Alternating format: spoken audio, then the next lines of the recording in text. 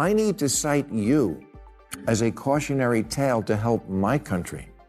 And the moral of that tale is, yes, you can move too far left. And when you do, you wind up pushing the people in the middle to the right. At its worst, Canada is what American voters think happens when there's no one putting a check on extreme wokeness. And have you ever seen the Eurovision Song Contest? They actually listen to that crap. Look, everywhere in the world, I'm sure, seems great when you haven't lived there. I hear people tell me Costa Rica is beautiful. I'm sure it is. You'll also get bitten by a snake on the flight over. Trashing America has become a performance, and according to Bill Maher, some on the left only applaud the country when they're the ones in charge. Lose power, and suddenly it's not a nation worth fixing. It's a nation worth fleeing. Maher sees that switch, and he calls it out without hesitation. No filters, no soft landing. Just a direct hit at what he views as pure political hypocrisy. If you're tired of the double standards, stick around, because this gets even sharper. And I'm confused by this political message. Vote for me because I hate it here. Now, does America have big problems? Yes, I've often cited the America sucks list. Things like being 54th in the world in infant mortality behind Cuba, 19th in literacy behind Russia, 72nd in female representation in government behind Iraq. A lot of work to do here. And is it possible for a country to lose itself so much that leaving it is justified? Yes, but we're not there yet, not by a long shot, and we don't need quitters. We need people who will stay and fix it. Maher doesn't ease into it. He goes straight for the pressure point. His argument is simple, but hard to ignore. America doesn't need people who give up on it. It needs people willing to stay, fight through the mess, and actually fix what's broken. Because here's the contradiction. How do you claim to care deeply about a country while constantly talking about leaving it? Maher says that pattern, complain, disengage, exit, doesn't build anything. It weakens trust. It drains momentum. And it turns political wins into empty victories with no follow-through. To him, patriotism isn't about blind loyalty. It's about commitment when things get difficult. Staying in the fight. Owning the outcome and short. Doers over deserters. That America isn't worth defending. Maybe the problem is that lots of people today are entitled whiners who have no perspective and no idea how good they have it.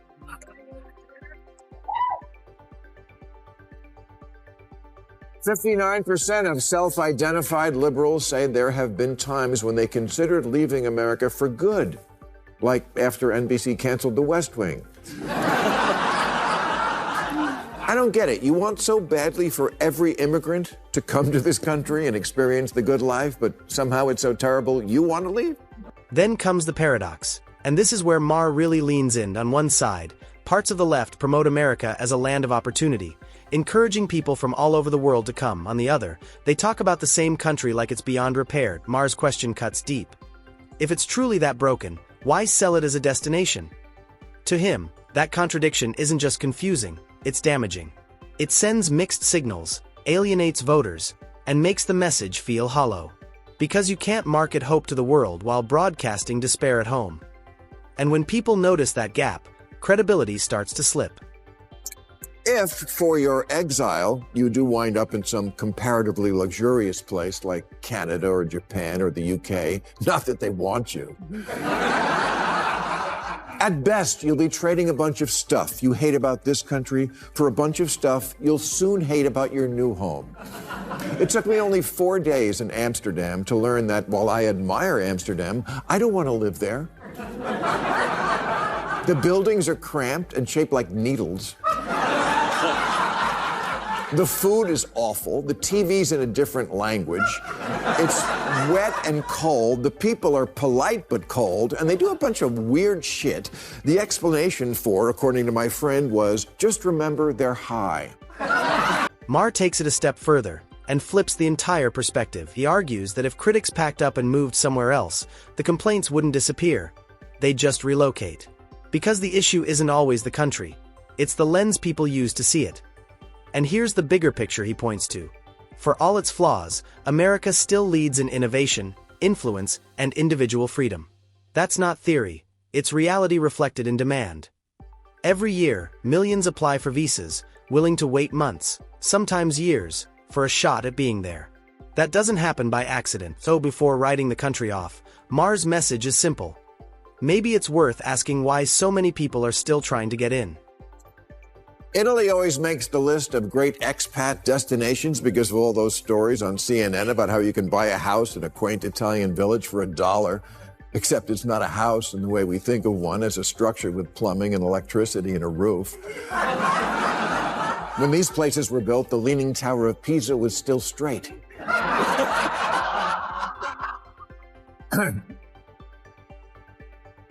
Sure, you can spend $100,000 to make them livable, and I'm sure it's no problem to find reliable workmen in rural Italy who you'll then fall in love with, like in Under the Tuscan Sun,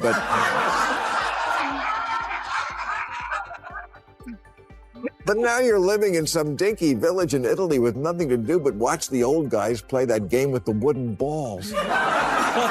Then he turns to something even more subtle: how perception gets manipulated. Maher warns that a lot of the perfect country narratives floating around online and in media aren't reality, they're marketing. Clean streets, flawless systems, effortless living, all packaged into a polished image. But behind that image? Trade-offs, complications, real struggles that rarely make the highlight reel. And that's the trap. People start comparing America's real problems to other countries' edited versions. A fair comparison. Not even close. Have you ever seen the Eurovision Song Contest? They actually listen to that crap. Look, everywhere in the world, I'm sure, seems great when you haven't lived there. I hear people tell me Costa Rica is beautiful. I'm sure it is. You'll also get bitten by a snake on the flight over.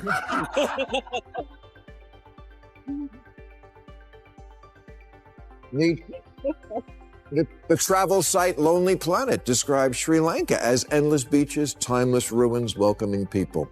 And if you love child marriage, food shortages, and the strictest abortion laws in the world, Sri Lanka could be right. Maher's challenge is blunt. Look closer. Because many of the countries being idealized come with stricter rules, tighter controls, and limitations that most Americans wouldn't tolerate for long. Some deal with slower economic growth. Others struggle with social tensions or barriers for outsiders. None of that makes them bad, it just makes them real. And that's his point. No system is perfect. But chasing an illusion while ignoring reality at home? That's a losing strategy. But I hate zombie lies. Zombie lies.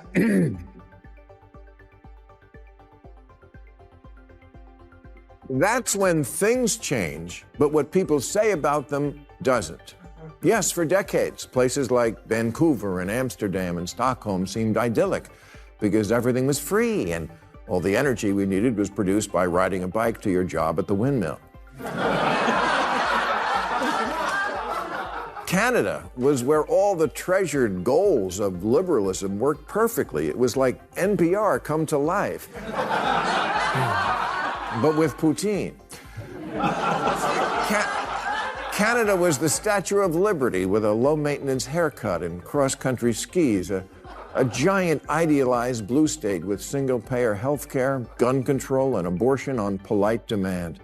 Take Canada, the go-to escape plan in countless political conversations. Maher says the image is appealing. Calmer, safer, more balanced. But when you zoom in, the cracks start to show.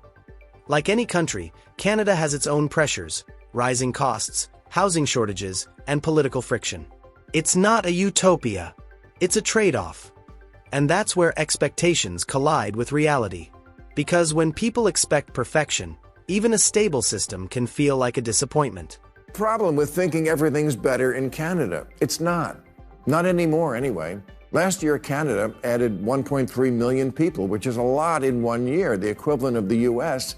adding 11 million migrants in 1 year. And now they're experiencing a housing crisis even worse than ours. And we're sleeping in tents. The median price of a home here is $346,000. In Canada, converted to US dollars, it's $487,000. If Barbie moved to Winnipeg, she wouldn't be able to afford her dream house, and Ken would be working at Tim Hortons. And the numbers make that reality impossible to ignore. In cities like Vancouver, average home prices have soared past $1.1 million, while typical household incomes sit far lower, creating a massive affordability gap. In both Vancouver and Toronto, homes can cost more than 10 times what the average family earns in a year. That's not just expensive. That's out of reach for a huge portion of the population. Oh, the idea of Canada as an easy escape?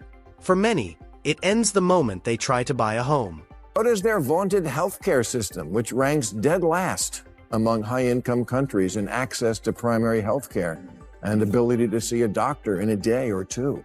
And it's not for lack of spending. Of the 30 countries with universal coverage, Canada spends over 13% of its economy on it, which is a lot of money for free healthcare. Look, I'm not saying Canada still isn't a great country. It is, but those aren't paradise numbers. If Canada was an apartment, the lead feature might be America adjacent.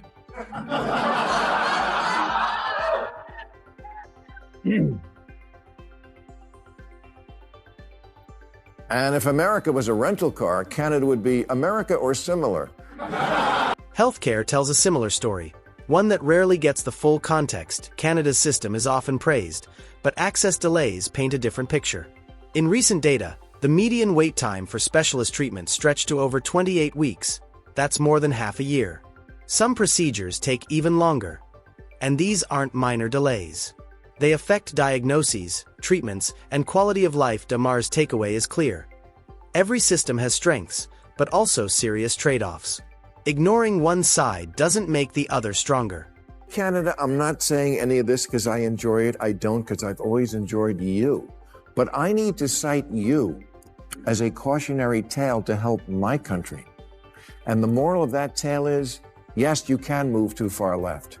And when you do, you wind up pushing the people in the middle to the right. At its worst, Canada is what American voters think happens when there's no one putting a check on extreme wokeness. Like the saga of Canadian shop teacher Kayla Lemieux, whose pronouns are she, her, and those. And this is where Maher delivers his warning.